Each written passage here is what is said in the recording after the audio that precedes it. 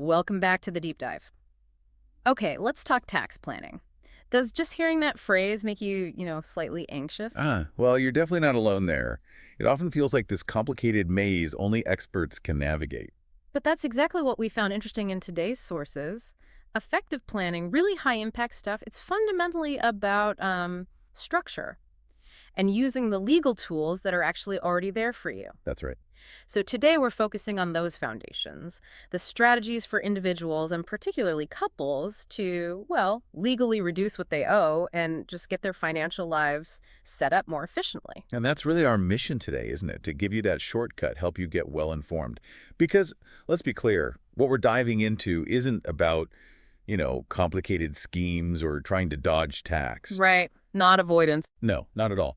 Tax planning, certainly at this foundational level, it's just the practice of making the most of the allowances, the reliefs, the tax-efficient products that UK law actually provides. It's about building a legal, efficient structure for your assets and income, so you keep more of your own money.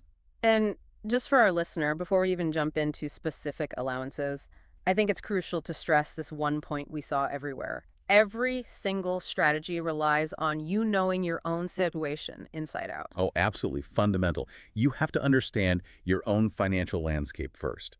That means knowing where your income comes from, understanding what investments you already have, your marital status, and this is critical, really thinking about your long-term goals. So suitability comes first. Always. Any strategy, whether it's moving assets around or boosting your pension, it has to fit you. Is it suitable? Is it affordable? Does it align with those big picture objectives? You just can't build an efficient plan without knowing all the details first. Okay, right. Let's unpack this then. If we're starting with the basics, the stuff that gives the most bang for your buck with maybe the least effort, we have to talk about annual allowances. Are people genuinely leaving money on the table here? Legally? They absolutely are. Often it's just through oversight or maybe a lack of coordination, especially for couples. Tax efficiency really starts with using the full suite of allowances available each year. And we're not just talking the big personal allowance everyone knows about. No, exactly. Beyond that obvious one, we really need to focus on the specific carve-outs. Things like the personal savings allowance or PSA, the dividend allowance, and where it applies, the starting rate for savings. Okay, let's make this concrete. What kind of actual impact are we talking about if someone really optimizes these smaller allowances? Well, the numbers really do matter. Take the personal savings allowance. A basic rate taxpayer right now gets £1,000 of savings interest completely tax-free each year. A higher rate taxpayer gets £500. Now, if you're a higher rate taxpayer and you're getting, say, £1,000 in interest, but you haven't structured things right, you could be paying 40% tax on that second £500. That's tax you didn't need to pay. Right. And the dividend allowance? Similar idea? Similar idea. Currently, it's £500. It lets you receive that much dividend income tax-free. Again, it might sound small, but it all adds up, especially when combined with other allowances. So the strategy isn't just knowing they exist, it's actively arranging things, positioning your assets, so you use up these allowances before you tip into paying tax. Precisely. Planning is about positioning, and this is where that idea of couples coordination can kick in really early on. How so? Well, think about it. If one partner is, say, a non-taxpayer or pays basic rate tax, and the other is a higher rate taxpayer, just structuring joint savings accounts smartly, or even transferring some income-producing assets so the lower earner receives the interest or dividends, that can immediately use two sets of allowances or use the full PSA in that lower tax band. Instant saving for the household. Exactly. Meaningful, instant savings. It really brings home that point, doesn't it? Shifting the focus from just what you earn to thinking about how you own things. Right, that makes sense. Okay, let's build on that. Moving from these immediate annual benefits to, well, building more serious long-term security, this brings us to that crucial concept of tax wrappers. And the big two here are ISAs and pensions. Yes, ISAs, individual savings accounts, they're absolutely central to long-term planning. The mechanism is just so powerful. Any income, any capital gains generated inside that ISA wrapper, it's completely tax-free. Forever, as long as you stick within the annual contribution limits, of course. So putting money in each year is essentially like building a tax-proof shelter for your investments. That's a great way to put it. You're locking away that growth from HMRC's reach. And how does this play out for couples? Is there an advantage there? Oh, a huge advantage. Couples basically get double the allowance. If both partners maximize their ISA allowance each year, currently £20,000 each, that's £40,000 a year, they can shelter together. Think about that compounding over time, completely tax-free. Wow. Yeah, and it's particularly powerful for people heading towards retirement. We often see advice suggesting shifting investments into ISA before you actually stop working, Why specifically then? because it means any income you draw from that ISA pot later on, during retirement, will be tax-free. That gives you huge flexibility when you start taking taxable pension income. It helps manage your overall tax liability. Okay, so that leads us nicely to pensions, the other key wrapper. They work differently, though, don't they? It's less about tax-free withdrawals right now and more about tax relief up front. That's the key difference, yes. Pension contributions attract tax relief. For a basic rate taxpayer, that relief is usually added automatically by the pension provider. And for higher earners. For higher and additional rate taxpayers, they get the basic rate relief automatically too. But they need to claim the extra relief, the difference between their rate and the basic rate, usually through their self-assessment tax return. And crucially, this reduces your taxable income for the year you make the contribution. Exactly. It lowers your net income figure that HMRC looks at. Now, here's where it gets really strategic, based on what we read. Using pensions isn't just about saving for retirement anymore, is it? It's becoming a tool for managing immediate tax issues. It really is. Pension contributions can be a very acute planning tool. They can help you manage tax thresholds and avoid some specific, often quite painful charges. Like which ones? Well, two really common ones clients often want to mitigate are, firstly, the tapering of the personal allowance that starts to happen when your income hits £100,000. Making pension contributions can keep your adjusted net income below that threshold. Okay. And the second one. This seems to affect a lot of families. Yes, the High-Income Child Benefit Charge, or HICBC. We should probably define that quickly. Yeah, please do. Okay, so the HICBC kicks in when one partner in a household receiving child benefit has an adjusted net income over a certain threshold currently. It starts at £60,000, though these figures do change. Once your income goes over that line, the child benefit starts getting clawed back through the tax system. Which feels pretty unfair to many people, I imagine. It can certainly feel that way. But here's the planning point.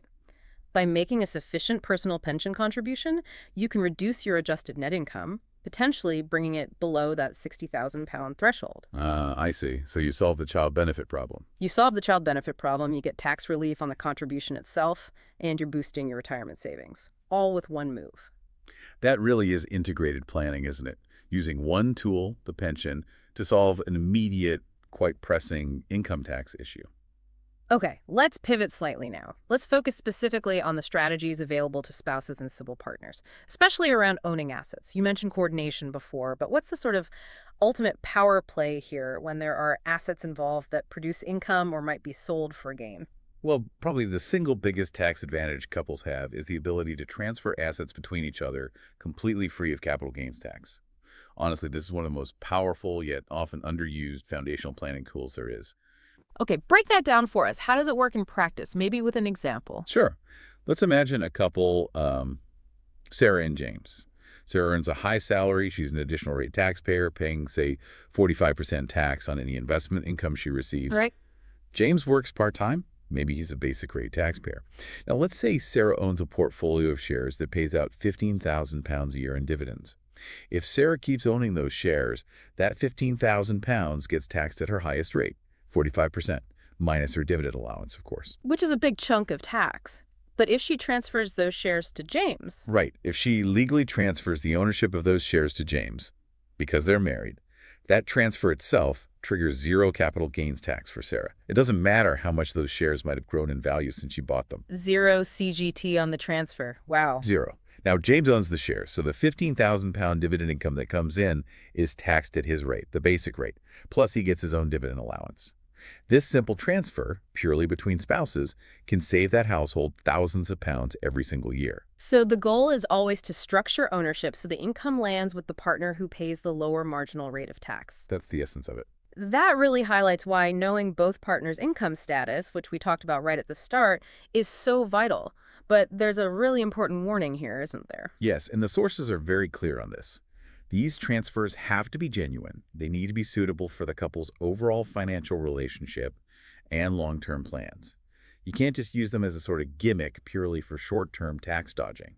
It's about setting up a genuine, long-term, efficient ownership structure for the household's assets. Understood. Okay, since we're on the topic of capital gains tax, what about other ways couples can coordinate when they're actually selling assets? Well, when it comes to realizing gains, selling assets that have gone up in value, couples benefit from having two annual capital gains tax exempt amounts.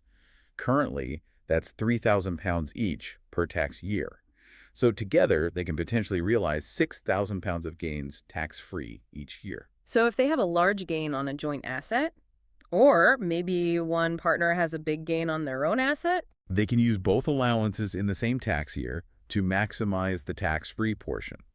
If the gain is really substantial, much larger than both allowances combined, then the planning might involve spreading the disposal over more than one tax year, selling part this year, part next year, to use multiple sets of allowances and potentially stay within lower CGT rate bands. But trying to time sales and purchases perfectly like that, isn't there a risk of falling foul of anti-avoidance rules, like trying to sell and buy back immediately?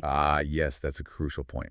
You need to be really careful about the bed and breakfasting rules. That specific rule stops you from selling an asset, say shares in a company, just to use up your CGT allowance or maybe crystallize a loss, and then buying back the exact same shares the very next day. Right. How long do you have to wait? You generally have to wait 30 days before you repurchase the identical asset. Or, and this is often more practical for portfolio rebalancing, you could sell one investment and immediately buy a similar but legally distinct one, perhaps a different fund tracking the same index. That's sometimes called bed and ISA or bed and SIPP if you're moving into those wrappers, or even bed and spouse if transferring. Okay, that makes sense. And on the flip side of gains, what about losses? Can they be used strategically too? Absolutely. Losses are just as important in CGT planning. If you sell investments that have made a loss, those losses can be used to offset any capital gains you make in the same tax year. If your losses exceed your gains, you can carry forward the unused losses to offset gains in future tax years. And can couples coordinate losses too? Yes, to some extent. While you can't directly transfer a loss like you can an asset, clever planning around asset ownership before a sale might effectively achieve a similar result. If one partner has large gains and the other has assets standing at a loss, transferring the loss-making asset before sale could be an option, subject to the suitability point we keep mentioning. Okay, so bringing all these threads together, we've got using allowances, using tax wrappers like ISAs and pensions to shelter growth or reduce income, and then strategic asset transfers between spouses. How do all these combine into sort of a truly holistic strategy? Well, the best tax planning, the most effective kind, is always integrated and proactive. It's not just reacting to a tax bill. The real goal is what we sometimes call layered planning. Layered planning, what does that mean? It means using these different tax-efficient products, pensions, ISIs, maybe even things like investment bonds in combination, using them together to manage your cash flow and your tax exposure across your whole financial life, especially looking ahead to retirement. Okay, can you give an example of how that layering might work, perhaps for someone approaching or in retirement? Sure. Let's go back to that retiree. They might carefully calculate how much taxable income to draw from their pension each year, perhaps just enough to use their personal allowance, but stay below the higher rate tax threshold. Okay, so they manage the pension withdrawal carefully. Exactly. Then, if they need more income to live on, they can draw it from their ISA. Because ISA withdrawals are tax-free, it doesn't push them into a higher tax bracket. That's layer 1 and 2. Pension income managed, ISA income tax-free. What about a third layer? You mentioned investment bonds. Yes, investment bonds can sometimes form a third layer. They're quite complex products, definitely need advice, but their main advantage is that the growth inside the bond rolls up largely tax-deferred. Tax isn't usually paid year on year like interest or dividends. It's generally assessed only when you cash in segments of the bond. Ah, so the benefit there is tax deferral. You get to choose, to some extent, when you take the gain and therefore when the tax liability hits. Precisely. You can potentially defer taking withdrawals until a tax year when your other income is lower, maybe when you fully stopped working, keeping the tax rate on the gain as low as possible.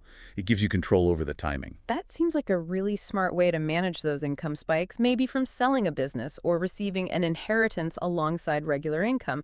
Okay, that covers income and capital gains pretty well, but tax planning is broader, isn't it? What other areas tie into this foundation, just briefly? Yeah, absolutely. We definitely have to give a nod to inheritance tax planning, IHT.